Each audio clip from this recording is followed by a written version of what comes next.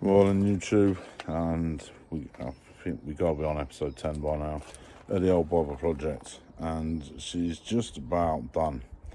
I've been doing a little bit of test riding, ready to make sure it's done all its work, ready for its MOT, etc. and that, which brought up a couple of problems, etc. What have you, a couple of things I've already addressed and some things I'm going to address today. So yeah, all in all, she was doing all right.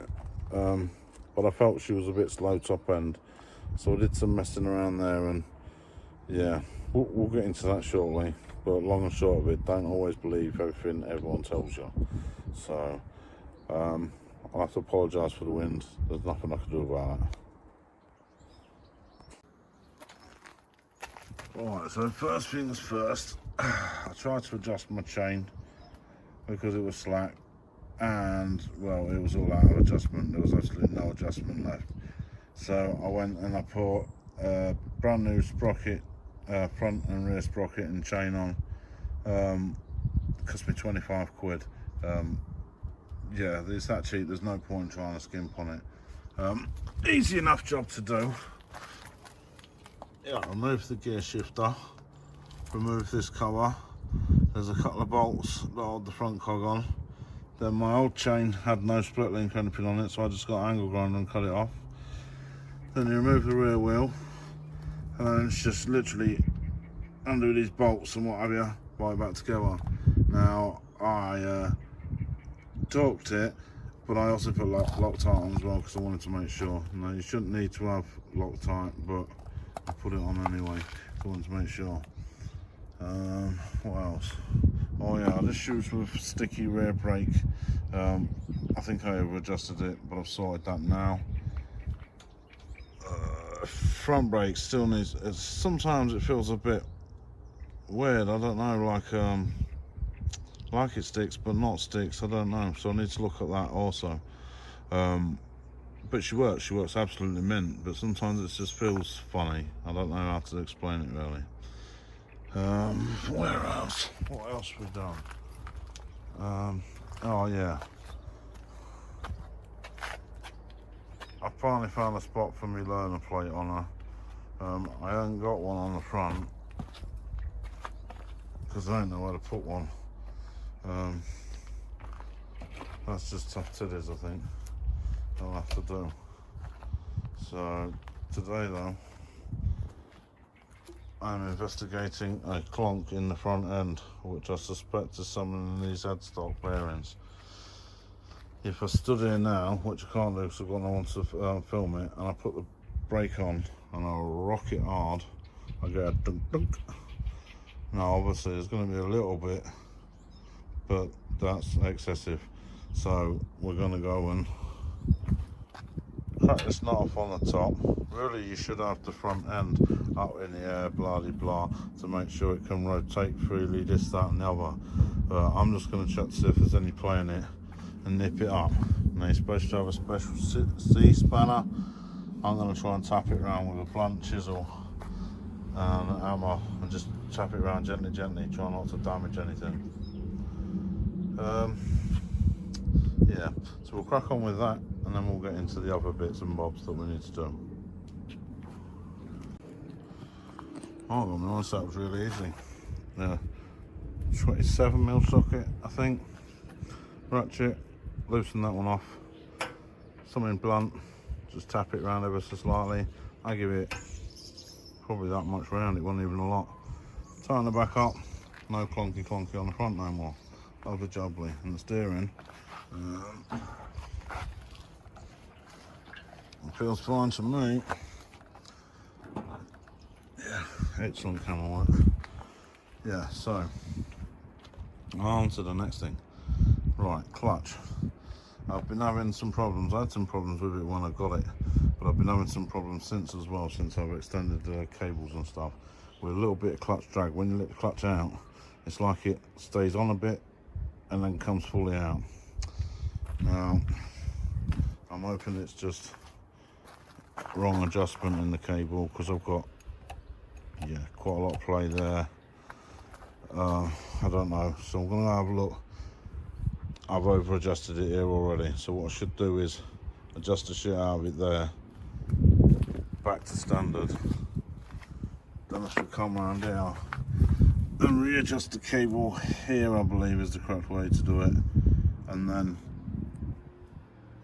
readjust up there to fine tune it apparently. So I think I'm going to do that next. So they look like 12s or 13s. So I'm going to go get some in and unlock them two off. So then, oh yeah, I'm going to wind that in first, then lock these two off and see if I can get a bit more better clutch feeling. While I'm down here, we have the old carburetor. Now, as you may know, we've got the old air filter on, the old air box, it's all gone. I feel it's struggling a little bit when it gets to the top end. Now, I am a fat bastard, so that might be something to do with it as well. But no, it just doesn't seem to be as fast as I'd like. So I went and I got a set of jets on advice from quite a few people. They said to up the jet by 1. So the standard jet is at 108 and I put in a 110. Well, it didn't even make it down the road. It was coughing and spluttering, and yeah, so it didn't like that at all. Plus, when I checked the spark plug, to me, if anything, it was only ever so slightly lean. So what I think we got is maybe a mixture problem where I have got the mixture screw set as standard 1.5 turns out. So there is room for adjustment there. Yeah, because possibly that's it. Maybe you might need just a tad more fuel, but we'll worry about that next. You know what I mean? That's part of the dramas I've been having this week. So now I'm going to try and adjust this clutch, make that feel nicer.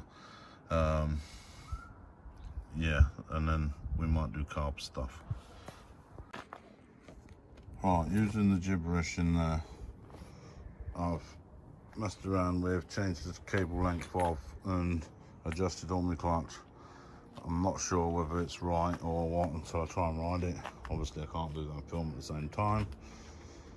Yeah, I'm not sure if my cable adjustment's right or yeah, so I need to see whether it's going to release properly or whether it's going to slip or what have you, if you know what I mean.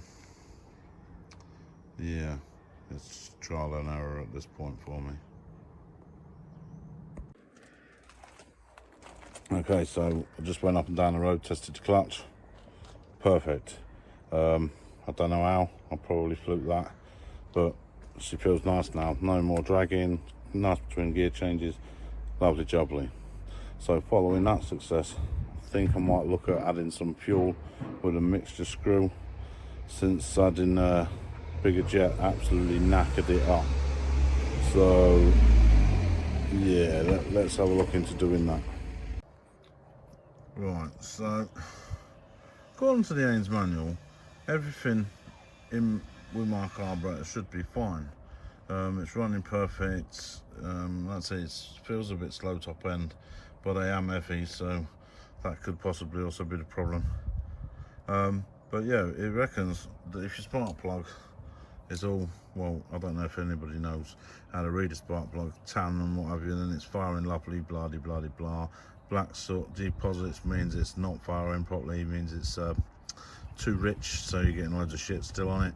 And if it goes all white and shitty, and then it's too lean, it's destroying itself, and that will kill your engine, cause overheating, and it will heat seize and destroy your engine. So what I'm going to do, I can do this one-handed because my spark plug's not in very tight, because I only had it out yesterday and I deliberately left it in this loose so I could easily go, oh, not like that. Alright, maybe this wasn't as easy as I thought it was going to be. Jesus. There we go. So I only nipped it up yesterday, and I've just fired it up this morning and nipped it up and down the road just to see.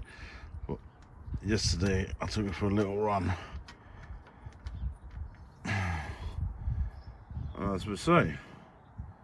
Is that focus? Get that focus better there, yeah.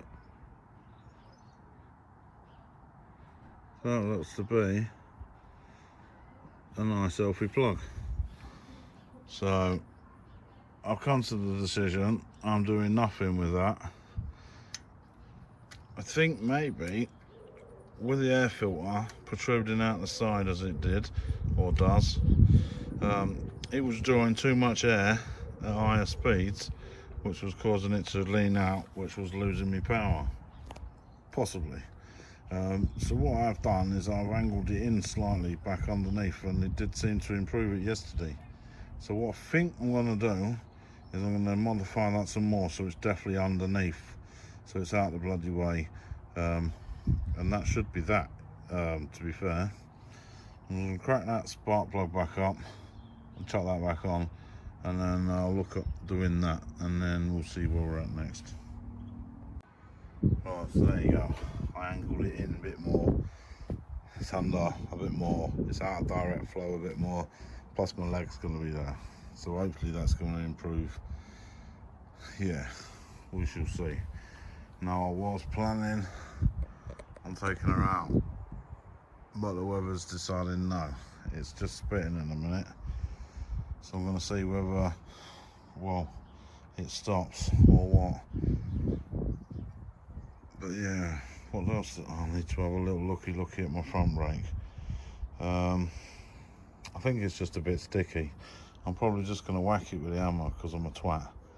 But yeah, I think it's just a bit sticky from not being used, because it wasn't used for so long, and then I freed it off, made it work, and then yeah, it's a bit sticky. But if you use it a couple of times, then it seems to be absolutely fine, so that's spot on. So I think we're gonna maybe call it a day on working on it. Oh yeah, last thing, it's a weird shimmy on the back end. Can't really feel it much. Sometimes you feel it when you proper like land on the corner. My dad followed me on his bike, and he said it looks like the wheel is ever so slightly buckled or the tyre's out of shape, but I've checked all this and it's not. I suspect it could be a bit of play in the swing arm, but I did tighten it up a bit more, because it did say 32 foot-pounds or something, and then I didn't torque it, so I've just done it basically as tight as tight, yeah, and see how that feels. Right, so yeah, I think I'm going to call it a day. I'm going to get a breaker tap, and then see how the weather goes. I might take it out for a bit, I might not. First of all, I'll go upload this on computer and then download it to the YouTube for you all and that. Yeah, so if you like the video, consider subscribing and all that. If not, who gives a shit? I'll catch you next time. Cheers.